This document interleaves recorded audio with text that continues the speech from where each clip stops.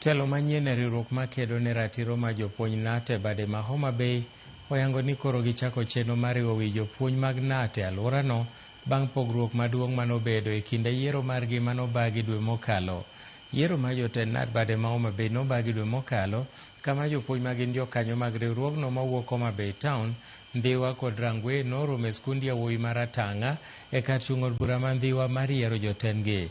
Romo margi mokwongo e apisi mag NAT mantiere e boma ma Homa Bay, jakom NAT bade ma Homa Bay Dorcas Oduda gi jagoro margi Hilda Otieno okoni jopuonj ne opogore e kweth ariyo e kinde ma kampen ka koro dwaro nitie mar keto wigi kanyakla. Koro akwaya ni wasirre uru mondo Nyasaye omiwa teko gi rieko kaka wanyalo konyo jopuonjwa, nikech sama ne wan e camps mopogore ariyo ka, ne nitiere weche mane dirore koni gi koni ka ji manyo ombulu, nikech siasa en mana siasa, kata mana marwa ni ne tek machalo mana mar jopiny. To koro koseyierwa ma jopuonj oseketowa ka, gibe ginyisowa oko kucho ni nyaka wabed kanyakla. Koro wachako gi lemo ni oriwowa wan ka koro kaka tim achiel. Adwani asingine jopuonj ma Homa Bay branch ni mana kaka ncha sebedo katimo chien, abiro tiyo negi e yo makare kendo onge yo mora mora mabiro miyo gi wich kuot.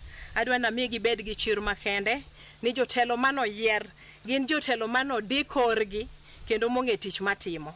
Ang'eyo ni seche mane wamanyo ombulu ne wan e vikundi mopogore opogore. Tadwana kuwa sani ni wan kaka jotelo mano yier waseyudo thuolo wabiro kanyakla kendo wayie mondo watim tich ka wan gimoro achiel. Siasa serumo.